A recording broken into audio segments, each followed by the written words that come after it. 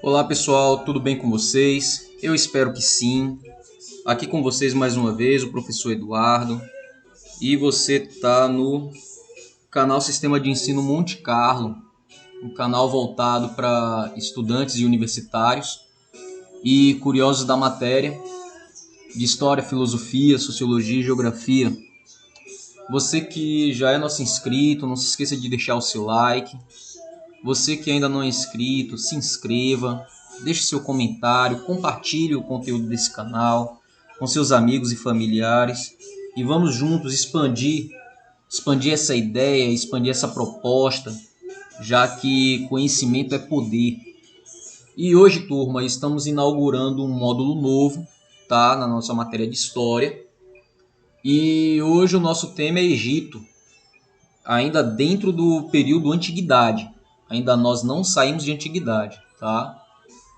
E vamos lá, turma. Egito, a civilização do Nilo. O rio Nilo, localizado na África, é um dos rios mais extensos do mundo, tá? Ele nasce na floresta de Nyungwe, em Ruanda. No centro do continente, atravessa mais 9 países antes de desaguar no mar Mediterrâneo do Norte. Então, de cara, você precisa entender isso. Egito é África, está no continente africano. E sem o rio Nilo, o Egito ou qualquer outra civilização daquele cinturão africano, ao qual é coberto pelo rio Nilo, ou que é trafegado pelo rio Nilo, não seria possível nenhuma dessas civilizações dessa região da África, do Cairo, onde fica a cidade do Egito, ou todas as outras regiões da Núbia, por exemplo, que seria vizinhas dos egípcios, não seria possível sem a existência do rio Nilo, já que é uma região desértica, tá? Então precisa ter isso na sua mente. Egito é África. Por mais que possa parecer que o Egito seja um país da Europa, mas não é. Egito é África. Então essa ideia de, principalmente que nós vemos nos filmes, na televisão, nas séries, até mesmo em novelas recentes, aquele povo branco de olhos claros e cabelo lisinho, aquilo ali é uma visão europeia, aquilo ali é uma visão de mídia, tá? Aquilo não é a realidade da África. Tratando-se de uma região desértica, de clima seco e de sol escaldante, certo? Então, o rio, com suas cheias periódicas, tem sido fonte de vida para as populações locais há milhares de anos. Por isso, as suas margens, com o tempo, se formaram aldeias e cidades, tudo às margens do rio Nilo. Os egípcios antigos perceberam que o Nilo tinha períodos de enchente e períodos de retração de suas margens, fases que se repetiam regularmente. Isso, pela observação, era notório. Tenho aqui uma imagem ao lado mostrando uma parte ou uma região da África, uma região do Cairo, onde percorre o rio Nilo. Você pode observar a vegetação de Rastinga, você pode observar um terreno seco e areia e pedregoso, certo? Então isso é clima de deserto. Ao notar que o rio tinha um ciclo de vida que recomeçava a cada ano, os egípcios puderam planejar as atividades nas aldeias para aproveitar os benefícios do rio e evitar que as enchentes causassem danos às suas lavouras e casas. Tá? Observando a natureza, os egípcios também perceberam que o início das enchentes do rio coincidia com o reaparecimento da estrela de Sírius no céu. E esse evento, o aparecimento dessa estrela, era esperado e celebrado como uma grande festa, porque ali eles entendiam que o rio estava para encher de novo. Tá? E isso marcava o início do ano no calendário egípcio, e em harmonia com a natureza, os egípcios construíram assim uma grande civilização, chegando até o posto de império. Tá? As cheias periódicas do rio Nilo serviam para organizar a vida cotidiana dos egípcios, tá? Sendo que de julho a setembro o nível do rio subia e inundava as margens.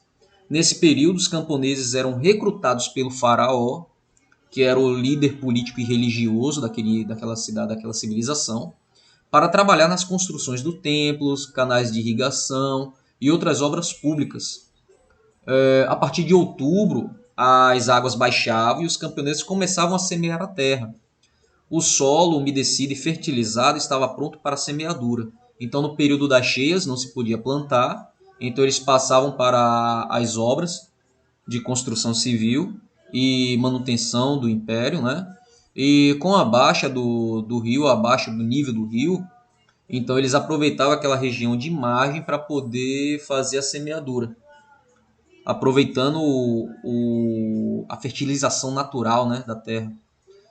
Na terra naturalmente preparada para o plantio, os egípcios cultivavam cereais, grãos, frutas, verduras e linho, que se trata de uma planta da qual se extrai uma fibra usada na fabricação de tecidos leves.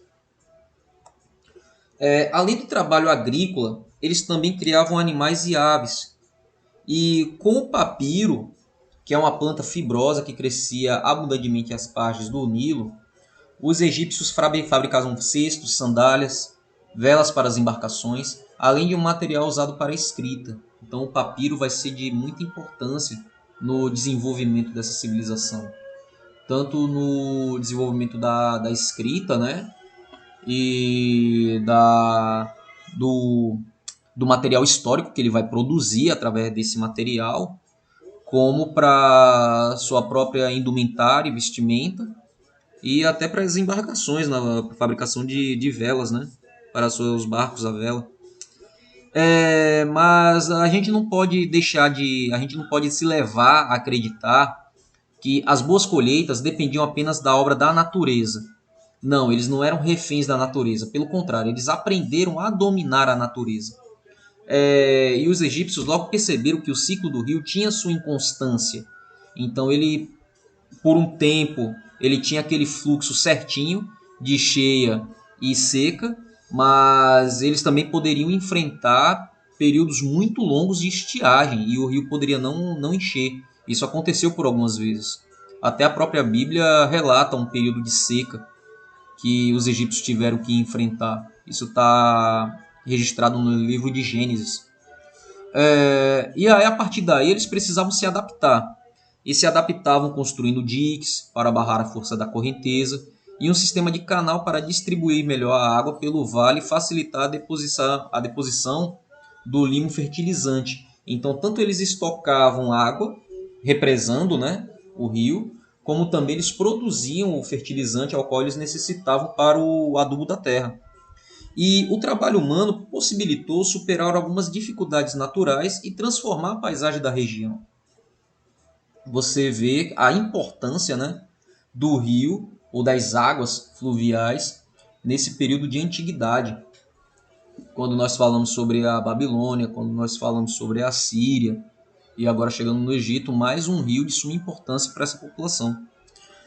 O rio Nilo ainda é um importante instrumento para a população que vive no Egito até hoje. Cerca de um terço da população do país é composta de agricultores, que depende do regime de cheias do rio para realizar os seus cultivos. E nessa região também está o canal de Suez, que liga o porto de Said, no mar Mediterrâneo, a Suez, no Mar Vermelho. Tá?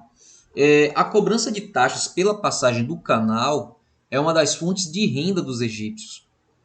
Os egípcios adoravam muitos deuses, eles eram politeístas, e atualmente a maioria da população segue o Islã, uma religião monoteísta que surgiu na Península Arábica no século VII d.C. e logo se expandiu por todo o norte da África. Tá? E assim, gente, o nascimento do Egito faraônico. Porque até aqui eu expliquei para vocês o início dos aglomerados, né? E o início daquela população. Mas aí agora a gente chega ao início do período faraônico. Sendo assim, os primeiros grupos humanos começaram a se instalar no Vale do Rio Nilo por volta de 6.000 a.C., vivendo inicialmente de forma igualitária, e com o tempo as comunidades cresceram e surgiram diferenças sociais entre seus membros, E é daí, provavelmente, a necessidade de organizar a irrigação tenha levado essas comunidades a se unirem formando grupos maiores chamados nomos. E à medida que os nomos cresceram, novos agrupamentos surgiram entre eles, e por volta de 3300 a.C., a união de vários nomos deu origem a dois reinos, o Alto Egito, no sul, e o Baixo Egito, no norte. Conta a tradição ou a história egípcia que 200 anos mais tarde da criação desses dois reinos, né, o rei Menés do sul, do Alto Egito, unificou os dois reinos e fundou a realeza faraônica. Por isso Menés é considerado o primeiro faraó do Egito. Então, a partir da unificação desses dois reinos, o Alto e o Baixo Egito, é que se inicia o período faraônico. Antes dessa união, não existia o faraó como uma figura política e religiosa. Tá? A partir da unificação, ou já a partir do período faraônico, a história do Egito Antigo divide-se tradicionalmente em três fases. Entre essas fases, há o que os historiadores chamam de período intermediário. E esse período intermediário trata do período em que os faraós tiveram pouco poder ou enfrentaram invasões estrangeiras. Os seus principais invasores, né? Os sírios, os núbios, os babilônios. Então, esses três períodos da história do Egito, você vai ter esse período de intermediário, onde o faraó ele não vai ter tanto poder ou tanta autonomia por viver sob domínio de um povo conquistador. Primeiro, o Antigo Império. O Antigo Império ele vai de 2700 a 2181 a.C., tá? E nesse período foram construídas as pirâmides de Gizé. O centro político, na maior parte do tempo, foi a cidade de Mênfis, no norte. O Médio Império ele vai de 2040 a 1782 a.C. E nessa fase, a capital foi transferida para Tebas, no Alto Egito. E houve um grande desenvolvimento da escrita hieróglifa e da literatura egípcia. Aí o papiro ele já estava bem difundido e a escrita ela também já tinha se evoluído bastante. O Novo Império, que já é a terceira fase, ela vai de 1570 a 1069 a.C. Os faraós desse período estenderam os domínios egípcios à Palestina, à Síria e à Ásia Menor e reconquistaram a Núbia. Tá? E entre essas três fases do Egito, o Antigo, o Médio e o Novo Egito, e o Novo Império, falta encaixar nessa divisão os 300 anos que separam a unificação do Egito e o início do Antigo Império. Esse período é considerado de transição para o Egito Imperial, em que os faraós, pouco a pouco, organizaram a vida política no Egito. Tá? Turma, o vídeo de hoje fica por aqui. Esse módulo sobre o Egito está dividido em três partes. Essa é a parte 1. E na nossa próxima videoaula eu trago a parte 2. Tá bom? A todos vocês, forte abraço e até a próxima.